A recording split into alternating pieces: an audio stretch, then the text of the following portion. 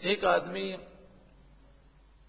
بالکل کنگلا ہے اور اس نے نعمتوں کی فراوانی دیکھی ہی نہیں ہے، تو مشکلات کو برداشت کرنے کا وہ عادی ہو جاتا ہے۔ لیکن ایک شخص جس نے بچپن سے عیش اور آرام دیکھا ہو اور کبھی تکلیف کا منہ نہ دیکھا ہو اور اچانک سے بڑی بڑی مشکلات آنی شروع ہو جائیں، کاروبار میں نقصان ہونے لگا، وہ پیسے کھا گیا، یہ ہو گیا، وہ ہو گیا، تو اس موقع پر برداشت کرنا بڑا مشکل ہو جاتا ہے۔ ایسے موقع پر لوگ مایوس ہو جاتے ہیں، اور جو مایوس ہو جاتا ہے اس کا حوصلہ پست ہو جاتا ہے، اور جس کا حوصلہ پست ہو جاتا ہے وہ پھر دوبارہ کھڑا نہیں ہو سکتا۔ تو اسلام نے ہمیں حوصلہ سکھایا اور مایوسی سے منع کیا۔ اللہ کی ذات پر انسان بھروسہ رکھے اور ان مشکلات کو یہ تصور کرے کہ جب ہم کسی راستے پر جاتے ہیں، سفر پر ہوتے ہیں، تو کبھی کبھی روڈ بہت اچھے ہوتے ہیں اور کبھی کبھی کوئی روڈ یا سڑک جو ٹوٹی ہوئی ہوتی ہے۔ اگر ہم وہیں حوصلے ہار کر وہیں بیٹھ جائیں تو ساری زندگی وہیں بیٹھے رہیں گے، لیکن ہم اس ٹوٹی ہوئی سڑک کو عبور کرتے ہیں کہ نہیں کرتے؟ جب اس سڑک کو عبور کر لیتے ہیں تو آگے کیا ہوتا ہے؟ آگے کشادہ روڈ ہوتا ہے۔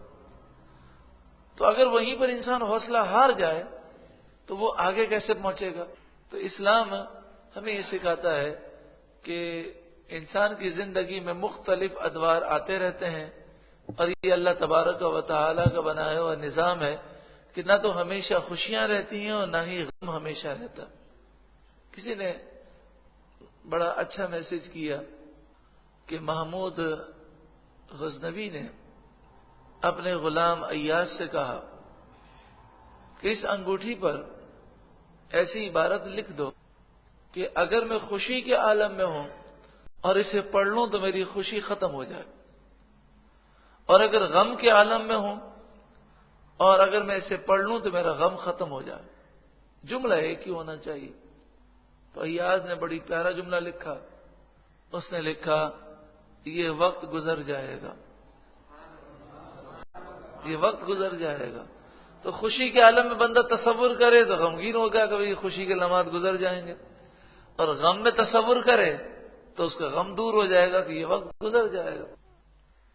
وَلَئِنْ أَذَقْنَا الْإِنسَانَ مِنَّا رَحْمَةً، اور اگر ہم اپنی طرف سے انسان کو رحمت کا مزہ دیں، صحت، امن، تندرستی، روزی کی وسعت، دولت، ثم نزعناها منه، پھر اس سے ہم وہ لے لیں، انه لیئوس، بے شک انسان ضرور نا امید ہو جاتا ہے، کفور اور بڑا ناشکرا ہے۔ جب نعمت ملے تو شکر نہیں کرتا اور چلی جائے تو فوراً نا امید ہو جاتا ہے، فوراً اس کے حوصلے پست ہو جاتے ہیں اور دوبارہ نعمت پانے سے وہ مایوس ہو جاتا ہے، اللہ کے فضل سے اپنی امیدیں وہ ختم کر لیتا ہے، صبر و رضا پر اسے استقامت نہیں ملتی، اور گزشتہ جو نعمتیں اسے ملی تھی وہ بھی بھول جاتا ہے اور اس کی بھی ناشکری کرتے لگتا ہے۔ کبھی ہم نے تو سکھ دیکھا ہی نہیں، یہ جملہ تو عام ہے، تو تکلیف کے اندر یہ جملے کہے جاتے ہیں۔ پھر جو شخص ایسا کرتا ہے وہ آئندہ زمانے میں بھی نعمتوں سے اور برکتوں سے محروم کر دیا جاتا ہے۔ اس کے علاوہ ایک اور مسئلہ بھی ہے کہ اگر انسان اللہ رب العالمین کی ذات سے امید رکھے اور صبر کرے اور گزشتہ نعمتوں کو یاد رکھے اور اس کا حوصلہ بلند ہو کہ آئندہ میرے لیے آسانی ہوگی، تو فائدہ یہ ہوتا ہے کہ اس کی برکت سے وہ ان نعمتوں سے بھی محروم نہیں ہوتا۔ لیکن اگر وہ مزید پریشان ہوگا، مایوس ہوگا، تو مختلف بیماریوں کا شکار ہوگا۔ تکلیفوں سے انسان بیمار نہیں ہوتا، ان تکلیفوں کو اپنے ذہن پر محسوس کرنے سے بیمار ہوتا ہے، تو وہ پھر جب محسوس کرتا ہے تو بہت ساری بیماریاں ہو جاتی ہیں. لیکن اگر وہ فکر نہ کرے اور رب العالمین کی رضا پر راضی رہے تو کوئی بھی تکلیف اسے بیمار نہیں کرتے، اور وہ ان حالات کے اندر بھی سکون سے رہتا ہے. وَلَئِنْ أَذَقْنَاهُ نَعْمَاءَ، اور اگر ہم اسے نعمت کا مزہ دیں، بَعْدَ ضَرَّاءَ مَسَّتْهُ، اس تکلیف کے بعد جو تکلیف اسے پہنچی، شکر نہیں کرتا، بلکہ اس وقت کہتا ہے لَيَقُولَنَّ ذَهَبَ السَّيِّئَاتُ عَنِّي، مجھ سے تو میری ساری تکلیفیں دور ہو گئیں، اللہ تعالیٰ نے دور کر دی، اس کا کرم ہے. یہ جملے نہیں ہوتے. اِنَّهُ لَفَرِحٌ فَخُورٌ، بے شک وہ فخر کرنے والا، غرور کرنے والا ہو جاتا ہے. فرحٌ خوشی منانے والا، فخور بڑائی مارنے والا. یا مراد ہے کہ وہ ان نعمتوں کی خوشی میں اللہ کو بھول جاتا ہے. لیکن سارے لوگ ایسے نہیں ہیں. إِلَّا الَّذِينَ صَبَرُوا، مگر وہ لوگ جنہوں نے صبر کیا، وَعَمِلُوا الصَّالِحَاتِ، اور انہوں نے اچھے عمل کیے، تو وہ مصیبت پر بھی صبر کرتے ہیں اور نعمت پر بھی شکر کرتے ہیں. أُولَئِكَ لَهُم مَغْفِرَةٌ وَأَجْرٌ كَبِيرٌ، یہی لوگ ہیں جن کے لیے مغفرت ہے اور اجر کبیر ہے، بڑا اجر ہے. عقید جہاں صلی اللہ علیہ وآلہ وسلم کی بارگاہ میں کفار بڑی گستاخی اور بے ادبی کرتے ہیں.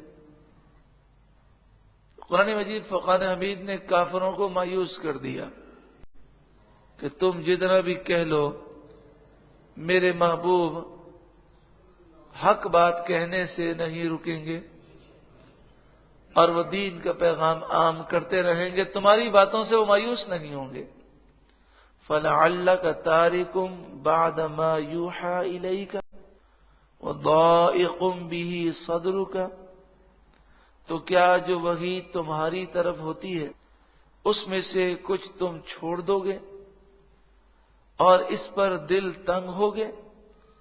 ان یقولوا، اس بنا پر کہ وہ کہتے ہیں، لولا انزل علیہ کنز، کہ ان پر کوئی خزانہ کیوں نہیں اتارا گیا، او جاء معہ ملک، یا ان کے ساتھ کوئی فرشتہ کیوں نہیں آیا. یعنی ان کی باتوں سے نہ تو آپ کا دل تنگ ہوگا اور نہ ہی وحی کی کوئی بات آپ چھوڑیں گے. تو یہ فرما کر کافروں کو یہ بتا دیا گیا کہ تم جتنی بھی کوششیں کر لو، تمہاری کوششیں بیکار ہیں. انما انت نذیر، آپ تو ڈر سنانے والے ہیں. جو نذیر ہوتا ہے اسے اس کی کوئی پرواہ نہیں ہوتی کہ سامنے والے کا کیا ری ایکشن ہے، اس کی تو ڈیوٹی ہے ڈر سنانا. تو آپ کو کوئی پرواہ نہیں کہ کافر مانے یا نہ مانے، مذاق اڑائیں. واللہ علی کل شیء وکیل، اور اللہ ہر چیز پر وکیل ہے، محافظ ہے. ام یقولون افتراہ، کیا وہ یہ کہتے ہیں کہ اس نبی نے اس قرآن کو اپنے جی سے بنا لیا. قل، اے محبوب آپ ان سے فرمائیے، فأتوا بعشر سور مثلہ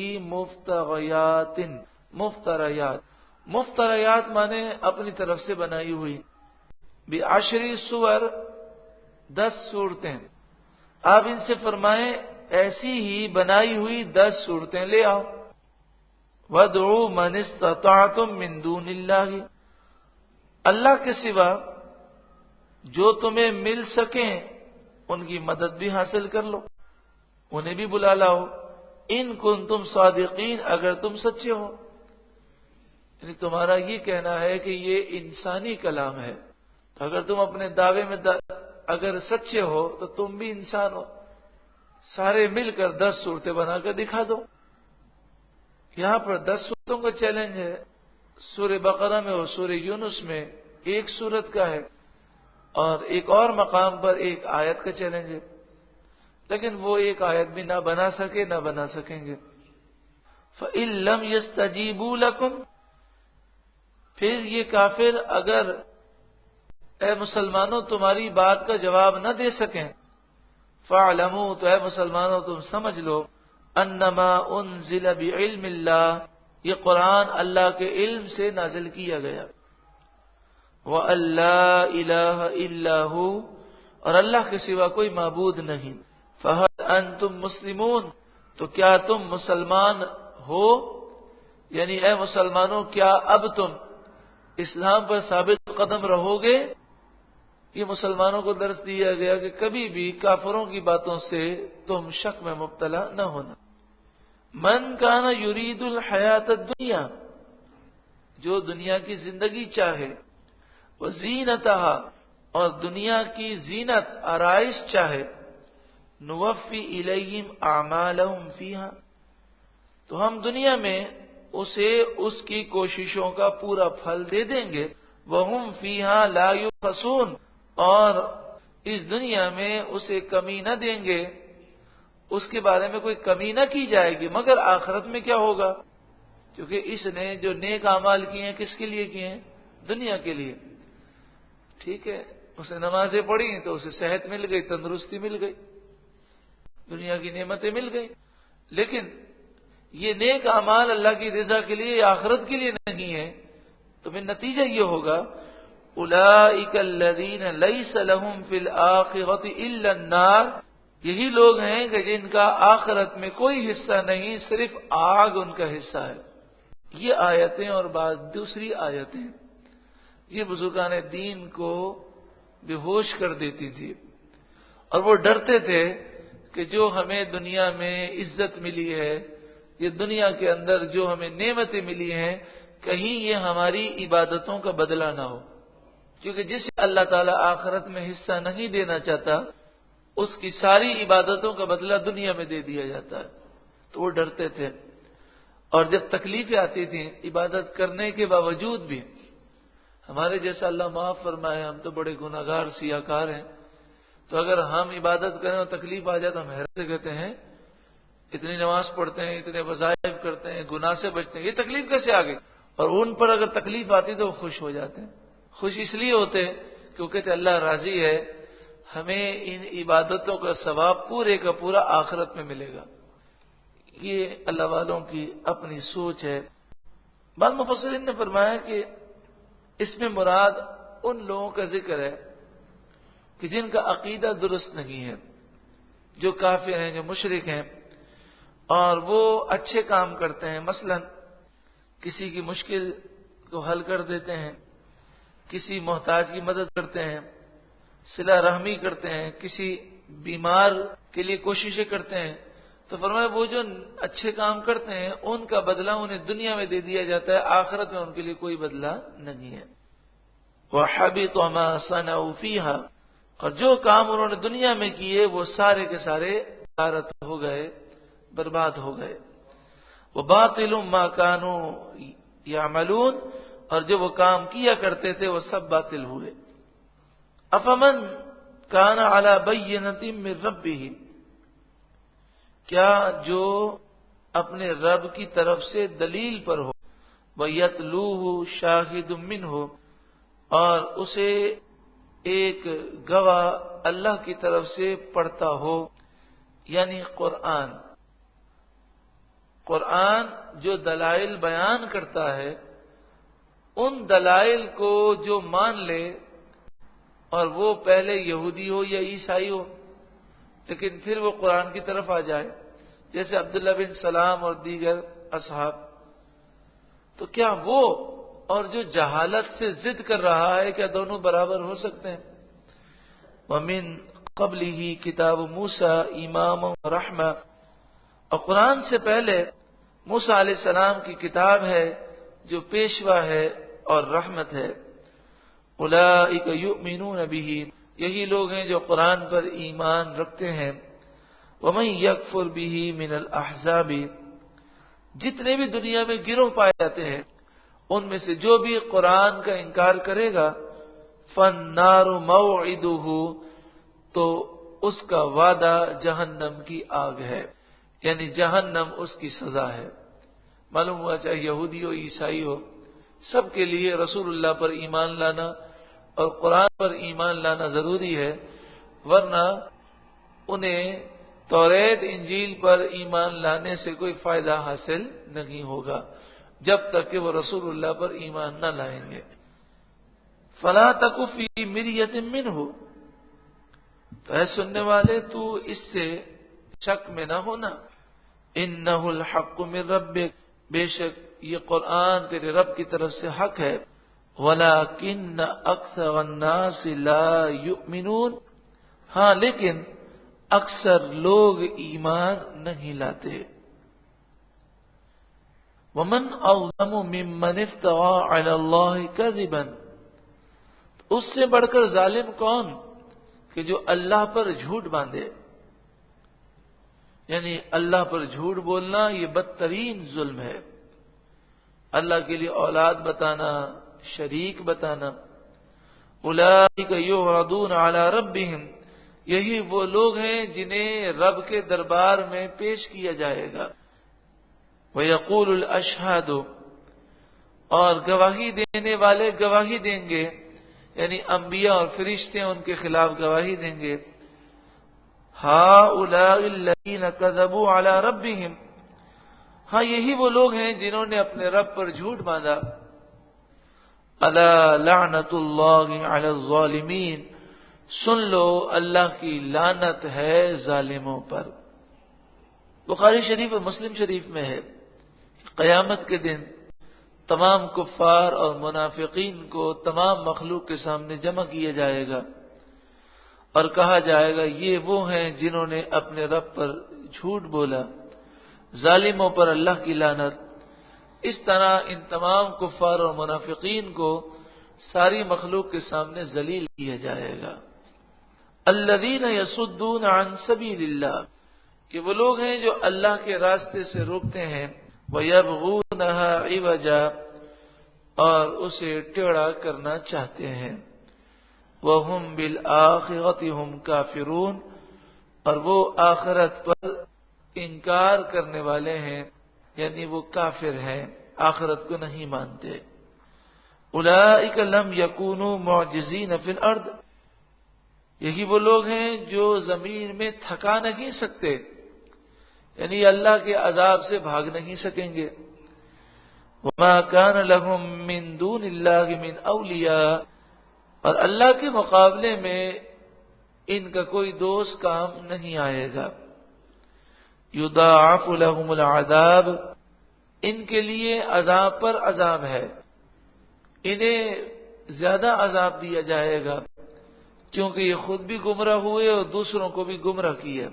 ما كانوا يستطيعون السمع وما كانوا يبصرون، وہ نہ سننے کی صلاحیت رکھتے تھے اور نہ ہی دیکھنے کی صلاحیت رکھتے تھے، یعنی وہ حق سننے سے اور دیکھنے سے یہ بالکل محروم ہو چکے تھے۔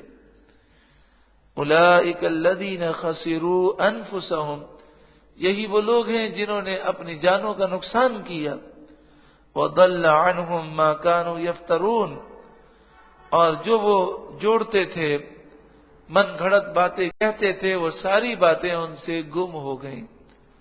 وہ کہتے تھے یہ ہوگا وہ ہوگا، تو اب انہیں احساس ہو گیا کہ وہی ہوا جو رب نے فرمایا۔ لا جرم، یقیناً، انہم فی الآخرۃ هم الاخسرون، بے شک وہ آخرت میں ضرور نقصان اٹھانے والے ہیں۔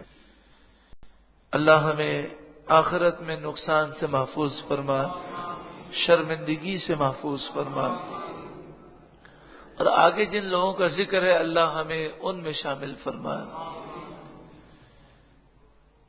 ان الذین آمنوا وعملوا الصالحات، بے شک وہ لوگ جو ایمان لائے اور انہوں نے اچھے عمل کیے، وَأَخْبَتُوا إِلَىٰ رَبِّهِمْ، اور وہ اپنے رب کی بارگاہ میں جھک گئے، رجوع لائے۔ أُولَٰئِكَ أَصْحَابُ الْجَنَّةِ، وہی جنتی ہیں، ہم فیہا خالدون، وہ اس میں ہمیشہ رہنے والے ہیں۔ مثل الفریقین، دونوں فریقوں کا حال، یعنی مسلمان اور کافر کا حال ایسا ہے کل اعما والاصم والبصیر والسمیع، جیسے ایک گروہ جو ہے وہ اندھا اور بہرا ہو اور دوسرا گروہ بصیر اور سمیع ہو، دیکھنے والا اور سننے والا. یعنی مومن جو ہے وہ دیکھنے والا بھی ہے، سننے والا بھی ہے، اور کافر کی مثال ایسے ہے جیسے اندھا ہو اور وہ بہرا ہو. حل یستویان مثلا، کیا ان دونوں کا حال ایک جیسا ہو سکتا ہے؟ ہرگز نہیں ہو سکتا. یعنی کافر جس کے دل مردہ ہو چکے ہیں، انہیں کوئی نصیحت کی بات سمجھ میں نہیں آتی، ان کی سوچ کا انداز ہی مختلف ہے، اور مومن کی سوچ کا انداز کیا ہے؟ مختلف ہے. مومن آخرت کو دیکھتا ہے، اس کے اعتبار سے وہ اپنی پلاننگ کرتا ہے، اور کافر کو آخرت کی کوئی فکر نہیں، کیونکہ وہ مانتا ہی نہیں.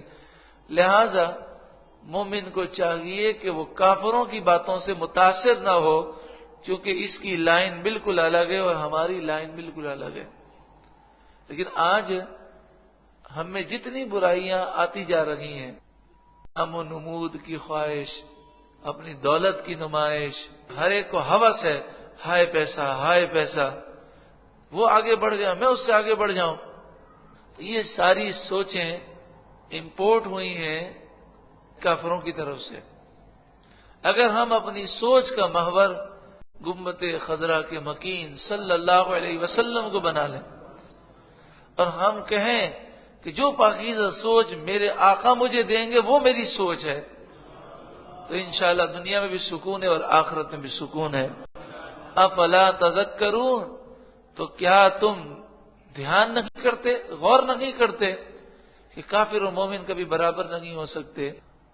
کافر ان چیزوں کو دیکھ ہی نہیں سکتا جن چیزوں کو مومن دیکھتا ہے اور سنتا ہے. اللہ تعالی ہمیں مومن کامل بنائے.